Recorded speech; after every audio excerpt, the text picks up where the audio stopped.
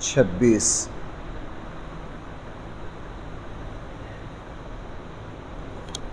آیت نمبر ہے 26۔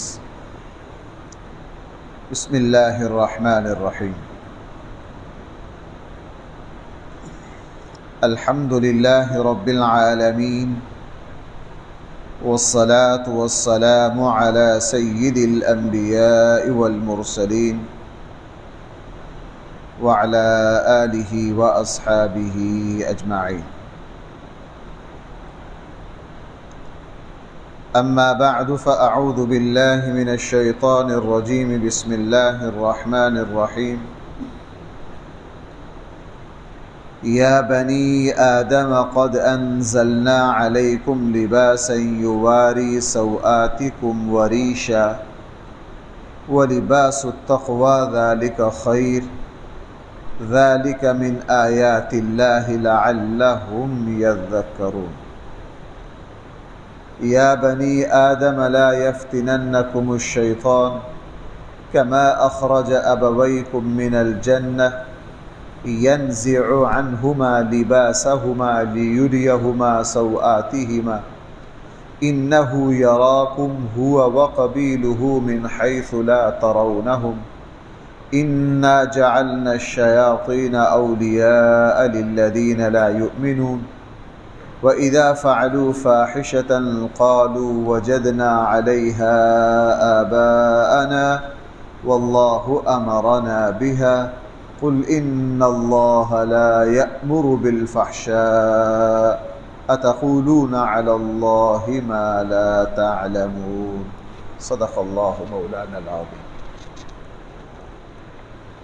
پچھلی آیات میں سیدنا آدم و حوا علیہم الصلاۃ والسلام کے تذکرہ میں یہ بات آئی تھی کہ حضرت آدم اور حضرت حوا نے جیسے ہی اس درخت کا پھل کھایا تو فوراً ان کے جسموں سے لباس اتر گیا۔ اللہ تعالیٰ کے حکم جیسے ہی اللہ جل جلالہ کا دیا ہوا حکم چھوٹ گیا ہاتھ سے، فوراً بے لباس ہو گئے اور فی الفور شرم کی وجہ سے حضرت آدم اور حضرت حوا جنت کے درختوں کے پتوں سے اپنے سطر کو چھپانے لگ گئے۔ اسی مناسبت سے قرآن کریم نے اب لباس کے بارے میں کچھ باتیں ارشاد فرمائے یا بنی آدم، اے ابن آدم۔ بھائی ذرا ایک بات پہ غور کرنا، کسی جگہ قرآن کی تعبیر ہوتی ہے یا ایھا الذین آمنو، اے ایمان والو، وہ خطاب مسلمانوں کو ہوتا ہے، اہل ایمان کو ہوتا ہے، وہاں ایمان کے کسی مطالبے کا ذکر ہوتا ہے۔ اور جہاں یا ایھا الناس قرآن فرمائے وہاں خطاب صرف مسلمانوں کو نہیں کافروں کو بھی ہوتا ہے۔ اور یہ جو تعبیر ہے یا بنی آدم، اے آدم کے اولاد، یہاں بھی خطاب ساری انسانیت کو ہے کہ اے ساری انسانیت، ہم نے تمہارے لیے آسمان سے لباس اتارا۔ حضرت آدم علیہ السلام حضرت حوا کے جسم پر لباس تھا، جیسے ہی اترا جنت کے پتوں سے ڈھانپنے لگ گئے، اور اس کے بعد قرآن نے فرمایا ہم نے تمہارے لیے لباس اتارا۔ اس سے پتہ یہ چلا کہ لباس پہننا یہ انسانیت کے آغاز سے ہے۔ یہ بات سراسر غلط ہے کہ شروع میں انسان ننگے رہتے تھے، آہستہ آہستہ تمدن و تہذیب کا جیسے جیسے ارتقاء ہوا ویسے ویسے انسان کے جسم پر لباس آیا۔ یہ بات بالکل غلط ہے۔ جیسے کھانا پینا انسان کا پہلے دن سے ہے، چونکہ یہ اس کی فطرت ہے، بالکل اسی طرح شرم و حیا بھی انسان کی فطرت ہے۔ اور لباس پہننا یہ انسانی فطرت کا حصہ ہے، پہلے دن سے ہے، اس کا انسانی تہذیب سے کوئی لینا دینا نہیں ہے، اس کا تعلق انسان کی فطرت سے ہے، انسان کی مزاج سے ہے۔ اس لیے فرمایا ہم نے تمہارے لیے لباس اتارا۔ کیوں اتارا؟ قرآن کریم نے 3 مقصد یہاں بیان کیا، 2-3 باتیں یہاں فرمائی ہیں اور ایک بات سورہ نحل میں فرمائی ہے۔ ہم نے تمہارے لیے لباس اتارا ہے جو تمہیں زینت دیتا ہے، تمہارے ستر کو چھپاتا ہے، تمہارے ستر کو چھپاتا ہے اور تمہیں زینت دیتا ہے۔ اور سورہ نحل میں فرمایا ہم نے تمہارے لیے لباس اتارا جو تمہیں گرمی سردی سے بچاتا ہے، موسم کے اثرات سے تمہیں محفوظ رکھتا ہے۔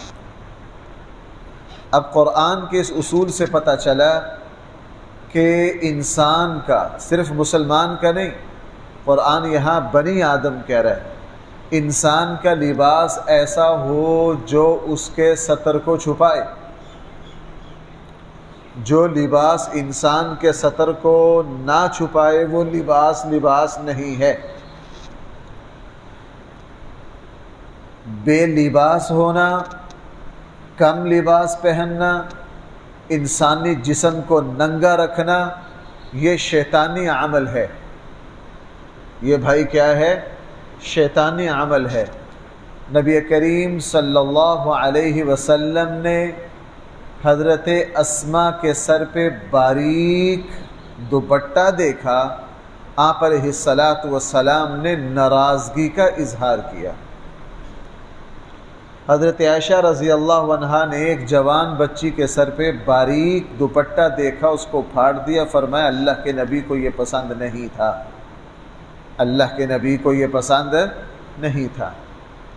نبی کریم صلی اللہ علیہ وسلم نے ارشاد فرمایا قیامت کے قریب ایسی عورتیں آئیں گی وہ لباس پہننے کے باوجود بھی ننگی ہوں گی اور دوسرے مردوں کو اپنی طرف مائل کرنے والے ہوں گی، خود ان کی طرف مائل ہونے والی ہوں گی، اور یہ عورتیں جنت کی خوشبو بھی سونگھ نہ سکیں گی، حالانکہ جنت کی خوشبو جو ہے وہ 500 سال کی مسافت سے سونگھی جا سکتی ہے۔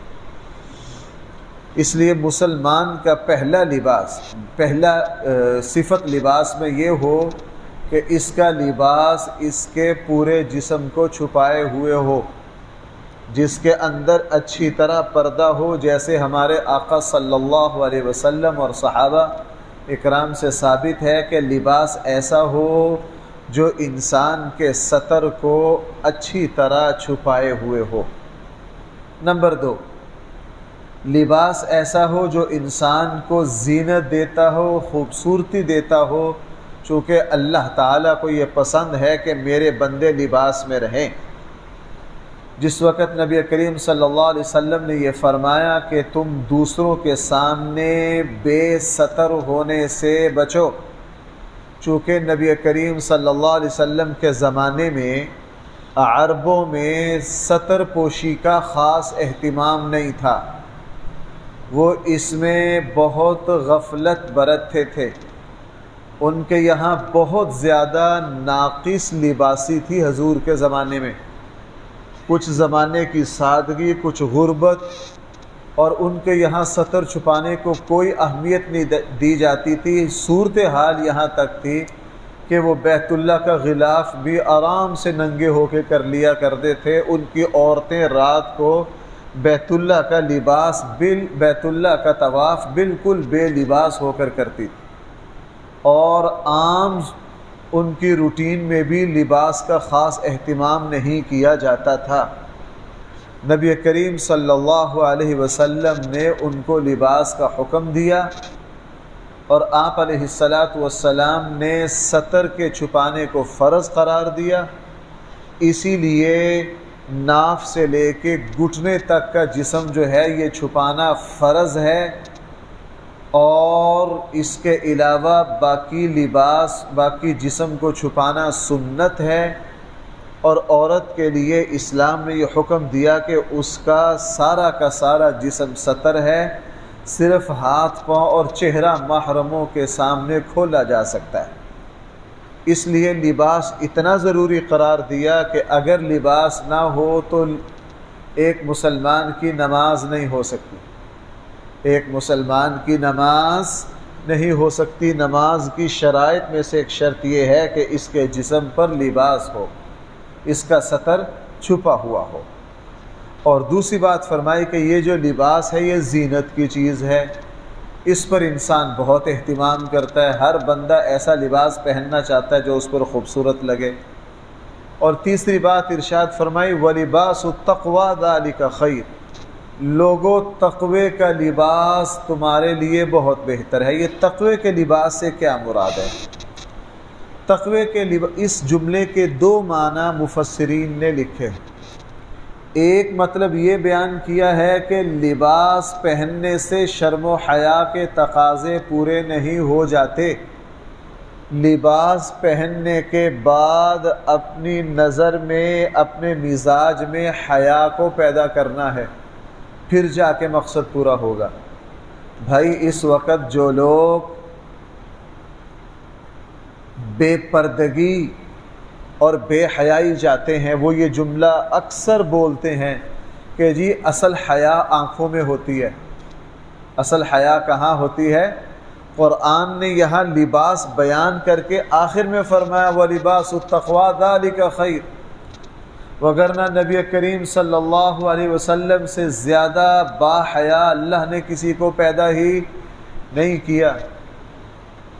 رسول اللہ صلی اللہ علیہ وسلم کے نکاح میں ان عورتوں کو لایا گیا جو انسانیت کی پاکیزہ ترین، با حیا ترین عورتیں تھیں۔ قرآن کہہ رہا الطیبات للطیبین، سب سے بڑے طیب نبی کریم صلی اللہ علیہ وسلم ہیں، تو حضور کے نکاح میں جو عورتیں آئیں وہ بھی بھائی کیا تھی؟ سب سے زیادہ پاکیزہ تھی۔ کیا ان کی نظروں میں حیا نہیں تھی؟ اس کے باوجود انہوں نے پورا لباس پہنا۔ لہٰذا ہمارے معاشرے میں یہ کہنا کہ حیا اصل میں آنکھوں میں ہوتی ہے، ہوتی تو آنکھوں میں ہے، لیکن شریعت نے اس کے کچھ ظاہری تقاضے بھی۔ دوسرا معنی وَلِبَاسُ التَّقْوَىٰ ذَلِكَ خَيْرٌ کا یہ ہے کہ تم تقوی کا لباس پہنو، جہاں رہتے ہو وہاں آپ کے خطے کے جو متقی پرہیزگار لوگ ہوں تم بھی ان جیسا لباس پہنو۔ شریعت نے اتنی بات بیان کر کے اس میں مزید کچھ اضافے ہمارے آقا صلی اللہ علیہ وسلم نے کر دیے۔ ہمارے آقا صلی اللہ علیہ وسلم نے فرمایا، تین باتیں یہ ہو گئیں، چوتھی بات یہ فرمائی کہ تم ایسا لباس پہنو کہ عورتوں کو مردوں کے لباس سے مشابہت نہ ہو، اور مردوں کو عورتوں کے لباس سے، عورتوں کو مردوں کے لباس سے مشابہت نہ ہو۔ لباس میں مردوں کا لباس بالکل الگ ہو، دیکھنے والے کو فوراً پتہ چلے کہ یہ مرد ہے، لباس سے پہچانا جائے، اور عورت بھی فوراً اپنے لباس سے پہچانی جائے۔ پانچویں بات نبی کریم صلی اللہ علیہ وسلم نے یہ فرمائی کہ لباس میں کافروں کی مشابہت اختیار نہ کرو، لباس میں کافروں کی مشابہت اختیار نہ کرو۔ چھٹی بات نبی کریم صلی اللہ علیہ وسلم نے یہ فرمائی کہ ریشم کا لباس نہ پہنو، ریشم کا لباس نہ پہنو۔ اور ساتویں بات نبی کریم صلی اللہ علیہ وسلم نے یہ فرمائی کہ لباس تکبر اور غرور کے لیے نہ پہنو۔ یہ 7 باتیں، 3 باتیں قرآن کریم کی ہو گئیں اور 4 باتیں ہمارے آقا صلی اللہ علیہ وسلم کی ہو گئیں۔ جو لباس ان 7 اصولوں میں پورا اترے گا وہ اسلام کا لباس ہے۔ بھائی وہ کس کا لباس ہے؟ اسلام کا لباس ہے۔ اسلام نے کسی ڈیزائن کو، کسی کلر کو، کسی سائز کو لازم قرار نہیں دیا۔ کہیں بھی رہنا ہے مسلمان کے لباس میں یہ 7 باتیں ہونی چاہیے، اور کچھ باتیں اس میں قرآن نے بیان کی ہیں اور کچھ باتیں ہمارے آقا صلی اللہ علیہ وسلم نے بیان کی ہیں۔ دوسری بات قرآن نے یہ بیان کی ہے شیطان یہ چاہتا ہے کہ تمہیں ننگا کرے۔ قرآن نے دو ٹوک الفاظ استعمال کیے ہیں۔ جس طرح تمہارے ماں باپ کا لباس اتروا دیا تھا اس بدبخت نے، یہ چاہتا ہے کہ تمہارے جسم پر لباس نہ رہے۔ اس سے پتہ چلا بے لباس ہونا، کم لباس، یہ شیطان کا عمل ہے، شیطانی عمل ہے۔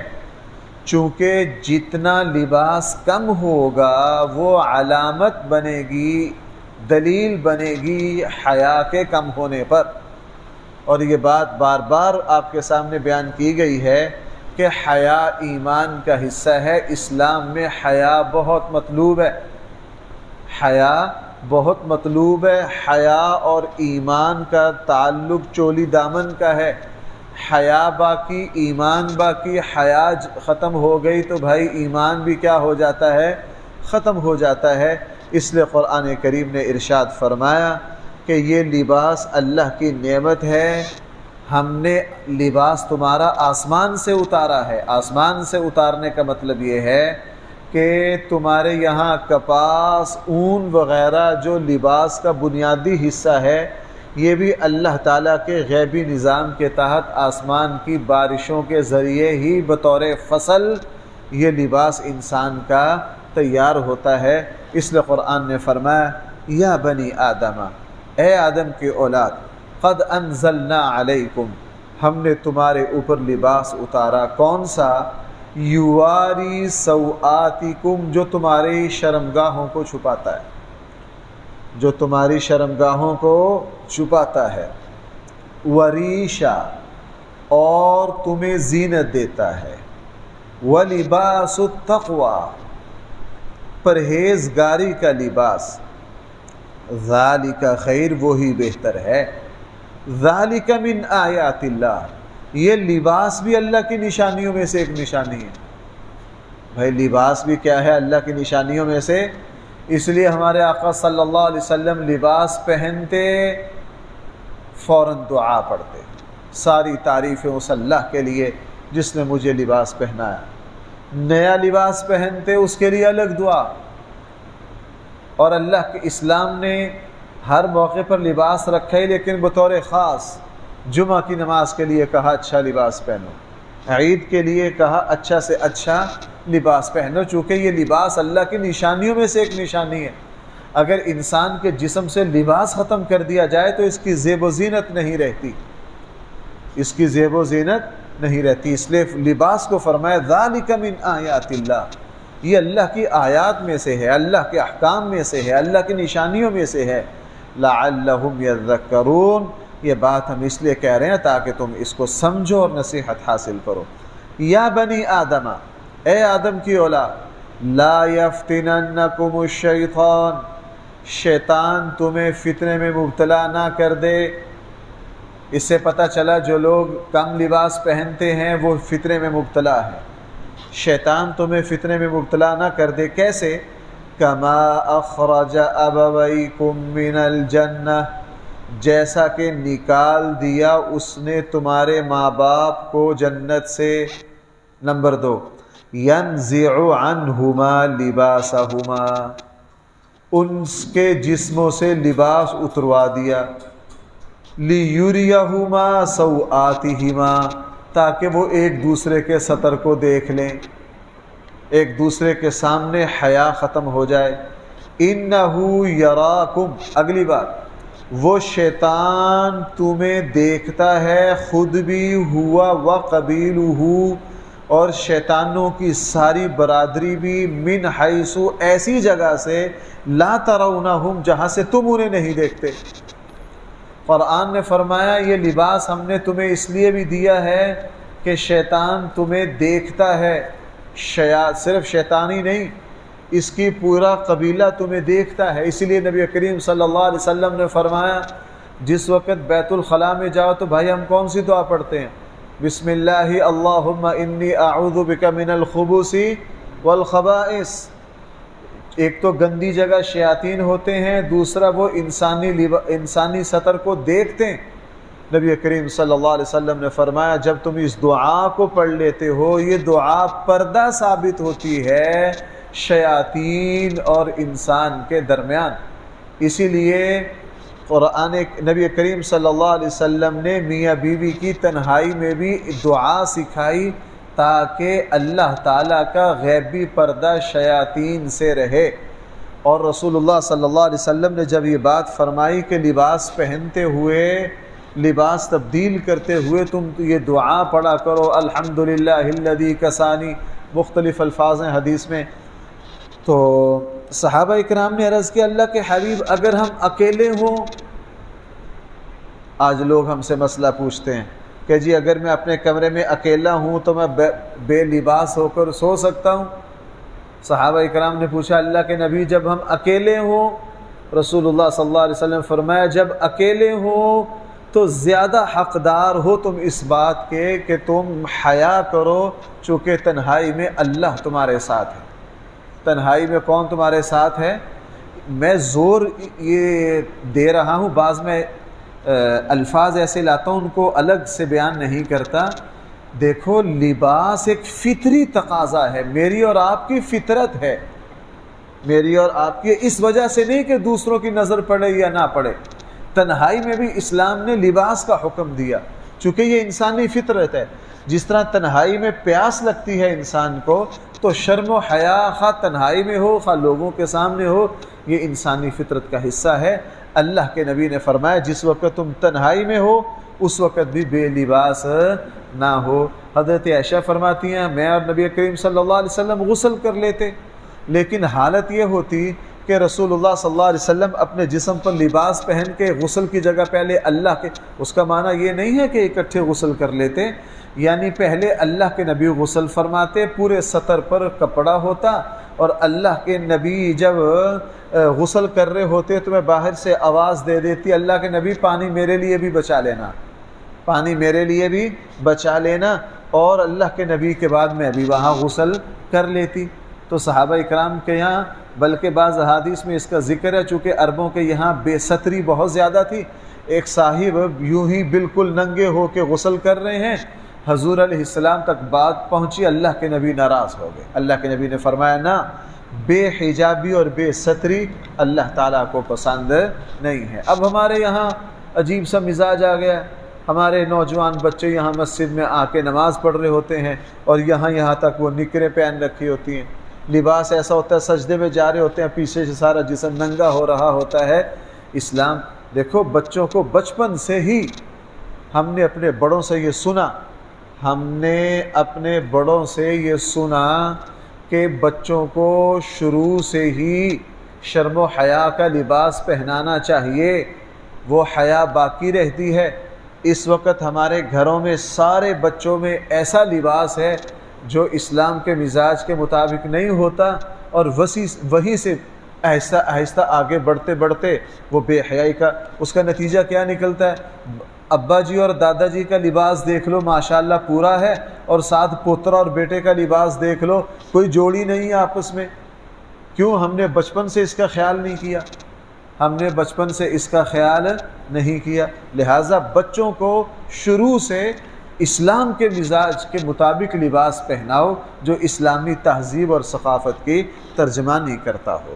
اس لیے فرمایا انا جعلنا الشیاطین اولیاء، یقیناً جو شیطان ہے یہ ہم نے بنا دیا ہے شیاطین کو دوست، للذین لا یؤمنون، ان لوگوں کا جو ایمان نہیں لاتے۔ ابھی سلسلہ کلام چل رہا ہے، انشاءاللہ اگلی آیت سے اللہ نے توفیق دی تو کل سے۔ الحمدللہ رب العالمین والصلاة والسلام علی سید الانبیاء والمرسلین وعلی آلہ واصحابہ